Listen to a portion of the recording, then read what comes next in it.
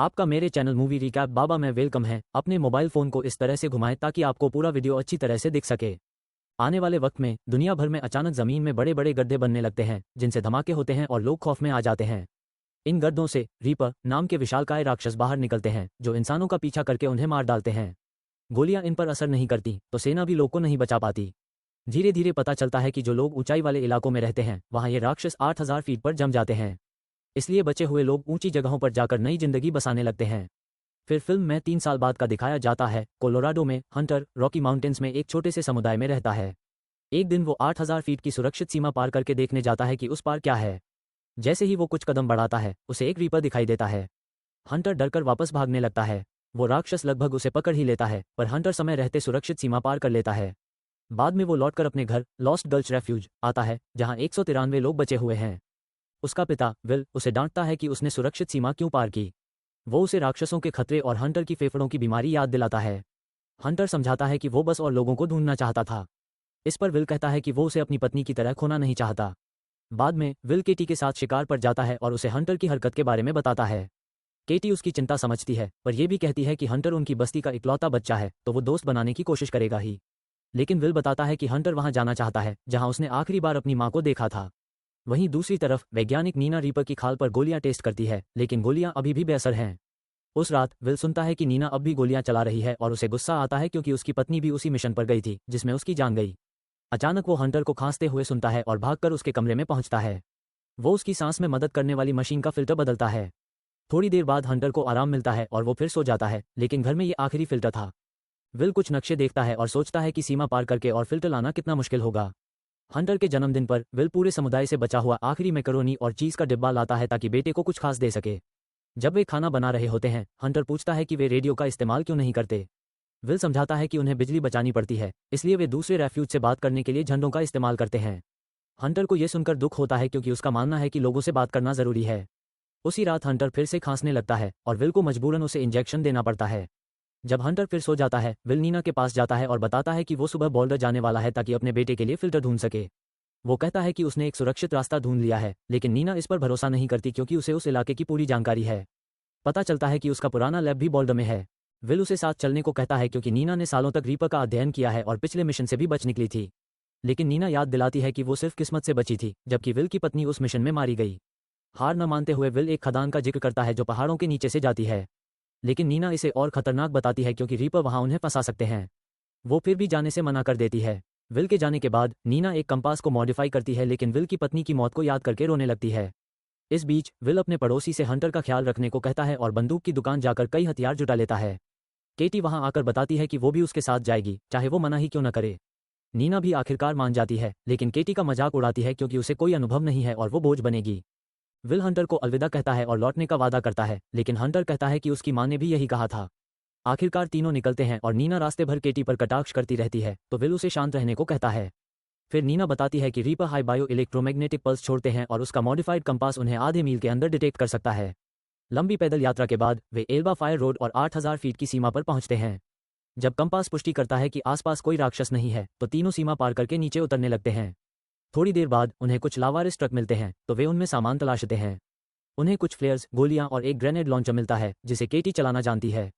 नीना को एक रीपर का स्केल भी मिलता है और वो उसका सैंपल इकट्ठा करने लगती है।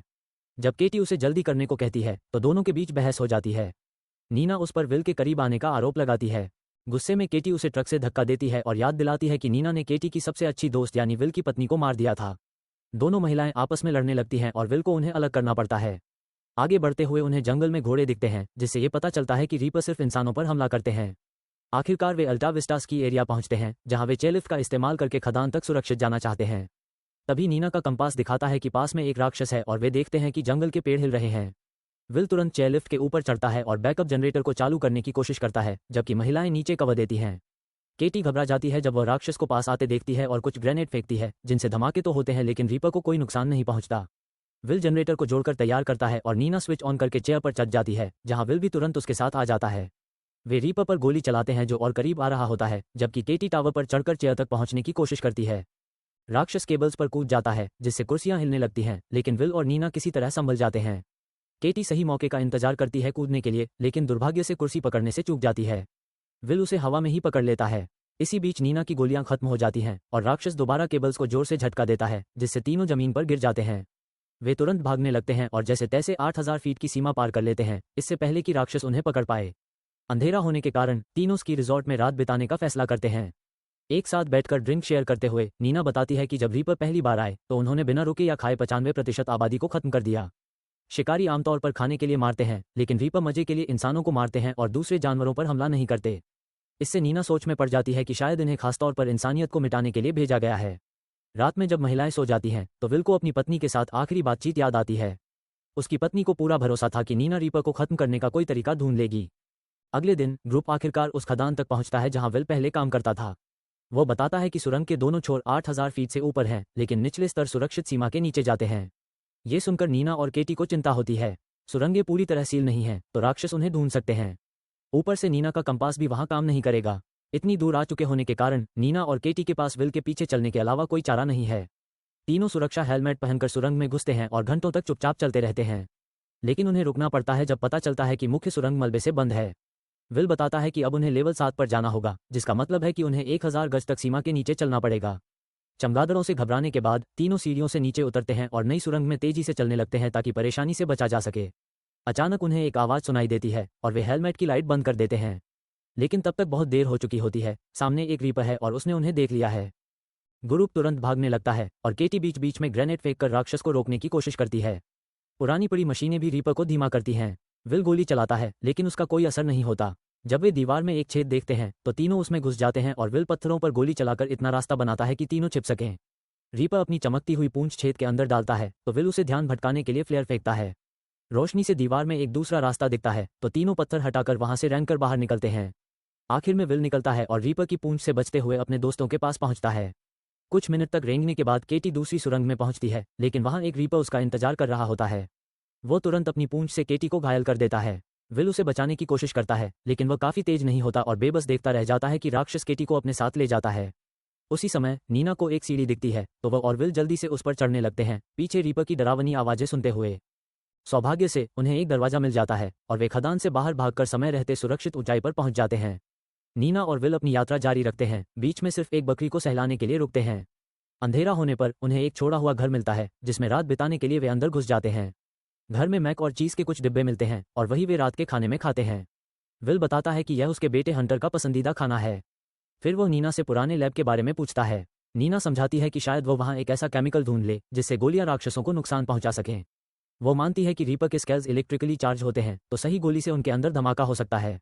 विल को ये बात जादू जैसी लगती है और वह यकीन नहीं कर पाता कि उसकी पत्नी इस कमजोर थ्योरी की वजह से मारी गई। अगले दिन वे उस घर से ट्रक लेकर सीमा पार करने के लिए तेजी से निकलते हैं। रास्ते में वे एक ऐसे शहर से गुजरते हैं जिसे अब जानवरों ने अपना ठिकाना बना लिया है। आखिरकार वे अस्पताल पहुंचते हैं और फिल्टर ढूंढते हैं। हालांकि उन्हें कुछ अजीब आवाजें सुनाई देती हैं, लेकिन कंपास कुछ अलर्ट नहीं देता। फिल्टर आखिरी फ्लो पर मिलता है और वे भागने लगते हैं। तभी एक रीपर दीवार तोड़कर आ जाता है और दोनों को उसके बड़े बड़े पंजों से बचने के लिए जल्दी जल्दी रास्ता बदलना पड़ता है। भागते समय वे कई बार फर्नीचर से टकरा जाते हैं और हर बार रीपर के दीवार या खिड़की तोड़ने पर मलबे से चोट खाते हैं। अचानक रीपर की पूंछ दीवार के पार आती है और विल को पकड़ लेती है। नीना फायर एक्स लेकर पूंछ पर हमला करती है जब तक कि राक्षस उसे छोड़ नहीं देता। फिर नीना गैस सिलेंडर खोलकर गलियारों में धुंध भर देती है ताकि कुछ छिपाव मिल सके। विल को एक आइडिया आता है तो वह रीपर को नजदीक आने देता है और ऑक्सीजन टैंकों पर गोली चला देता है। धमाका होता है जिससे राक्षस खिड़की से बाहर जा गिरता है। वो अब हिलता डुलता नहीं है, लेकिन ये पक्का नहीं कि वो मरा है या बेहोश। दोनों को जल्दी करनी पड़ती है। विल वापस लौटने की बात करता है, लेकिन नीना उसे लैब तक जाने के लिए राजी कर लेती है ताकि वह अपनी गोलियां तैयार कर सके। जब दोनों ट्रक लेकर निकलते हैं तो रीपर जाग जाता है। कुछ देर बाद वे लैब पहुंचते हैं। नीना केमिकल मिलाने लगती है और विल बाहर पहरा देता है। एक डेस्क पर उसे नीना की पुरानी तस्वीर मिलती है जिसमें उसकी वो फैमिली है जिसके बारे में वह कभी बात नहीं करती। नीना रोते हुए बताती है कि जिस दिन दुनिया खत्म हुई वह काम पर थी और अपनी फैमिली के साथ नहीं थी। उसे और ज्यादा गिल्ट इस बात का है कि उस दिन उसके बेटे का 100 का मैच था, लेकिन उसने जाना जरूरी नहीं समझा। नीना ये भी मानती है कि वो विल की पत्नी की मौत की जिम्मेदार है, लेकिन विल उसे यकीन दिलाता है कि यह किसी की गलती नहीं थी।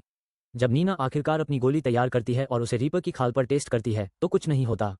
वो विल से कहती है कि वह अपने बेटे के पास लौट जाए, लेकिन वह यहीं रुककर तब तक एक्सपेरिमेंट करती रहेगी जब तक कोई हल या रीपर का खात्मा करने वाली गोली न मिले। विल ट्रक लेकर चला जाता है, जबकि नीना एक और गोली का मिक्स ट्राई करती है, लेकिन ये भी बेअसर साबित होती है।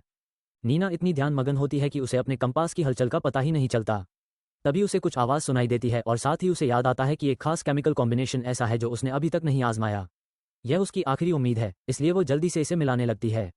उधर ट्रक का एक टायर अचानक फट जाता है और ट्रक नियंत्रण खोकर पलट जाता है।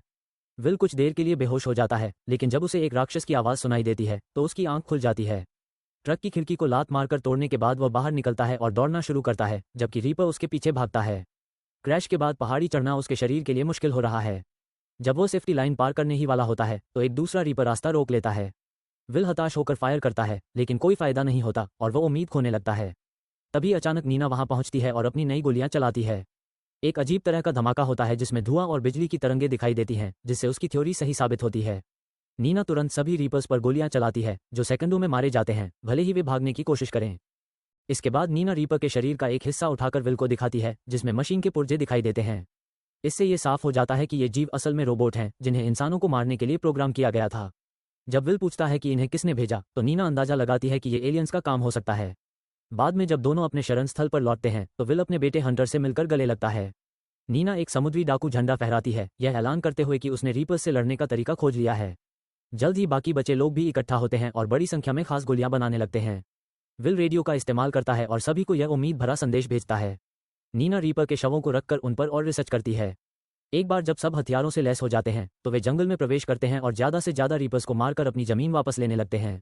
एक रात विल और नीना दूरबीन से आकाश को देखते हैं और 3 रहस्यमयी रोशनी धरती की ओर आती हुई पाते हैं। इससे हम कह सकते हैं कि इसका जरूर पार्ट 2 बनना चाहिए। हमारे चैनल को सब्सक्राइब करें और नोटिफिकेशन ऑन करें ताकि ऐसे और वीडियो देख सकें। देखने के लिए धन्यवाद।